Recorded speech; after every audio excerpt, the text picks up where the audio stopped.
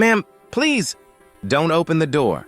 We don't want trouble. Those were the shaking words. The tall man whispered through, chattering teeth as snow blew wildly around him. His wife held a baby wrapped in a thin blanket, her lips almost blue, and yet all he asked for was to not cause trouble.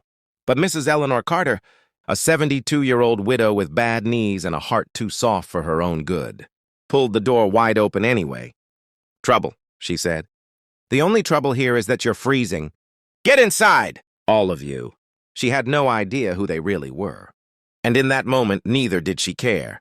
But by the end of the week, the entire country would know her name. Before the story begins, hit like, subscribe, and stay till the end. Because what happened inside that tiny home will make you rethink kindness forever.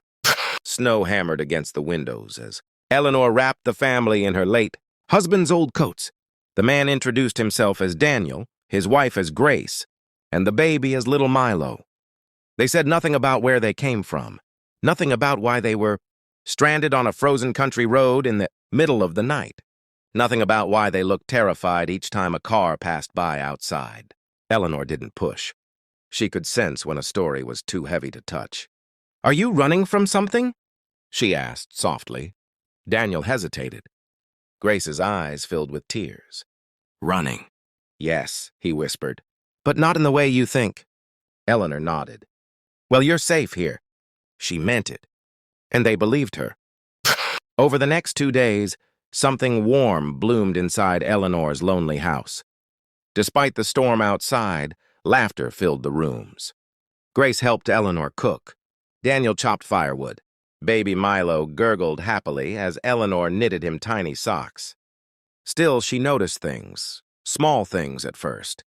Daniel's accent was too polished.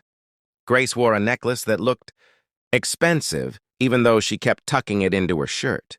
They flinched every time their phones buzzed. On the third night, Eleanor finally asked, "If someone is after you, I need to know. I can't help you otherwise." Daniel stared into the firelight, shadows dancing across his worried face. "No one is after us," he said quietly. "But people expect things from us. Things we can't give anymore." Grace squeezed his hand.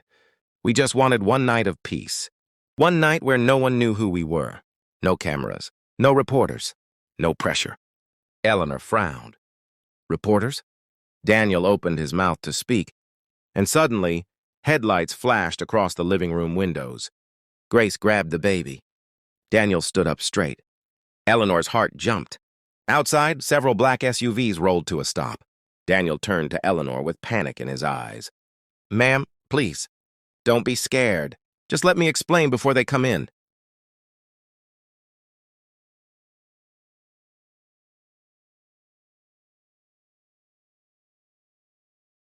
Before he could speak, the door burst open, not violently, but with urgency.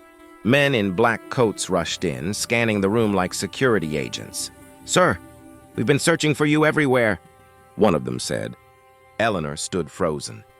Grace sighed with defeat. Daniel finally faced Eleanor. "I'm sorry we didn't tell you," he said. "My family owns the Fairchild Group." Eleanor blinked. "Fairchild?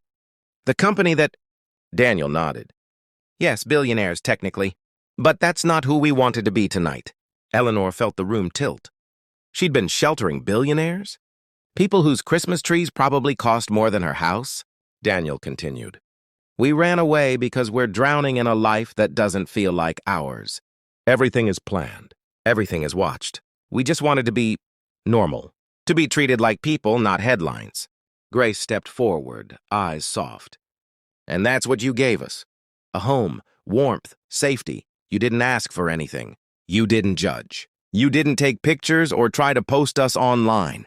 Eleanor swallowed hard. "I just did what anyone would." "No," Daniel said. "Most wouldn't." The next morning, Eleanor woke to the sound of helicopters outside. Not one, two. Her yard was full of reporters, cameras, security. The entire world, it seemed, had arrived at her door. Daniel stood beside her, dressed sharply now, but with the same warm eyes. "We didn't want this," he murmured. "But it's out of our hands." Grace hugged Eleanor tightly. "Thank you for saving us, truly." Just before the family was escorted into the SUV, Daniel turned back and placed a folded note in Eleanor's hand. "This isn't payment," he said. "It's gratitude." He held her hand. "You reminded us what kindness looks like. You reminded us who we want to be." Then he was gone. Hours later, when the crowd finally disappeared, Eleanor opened the note. Inside was a handwritten message. "You gave us shelter when we had nothing but cold and fear. Let us give you peace in return." Below the message, a deed to a brand new house, her dream home, fully furnished, fully paid for, her name alone on the documents. Eleanor sat down slowly, trembling. She hadn't helped them for reward. She didn't even know they were wealthy. She helped because it was right. And somehow the universe returned that kindness tenfold.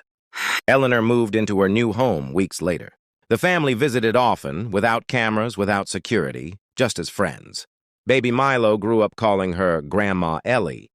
And every winter, Daniel reminded her, "You changed our lives.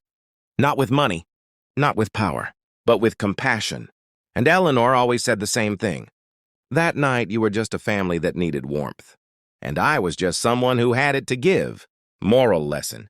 The world measures wealth in money, but true wealth is the ability to show kindness without expecting anything in return.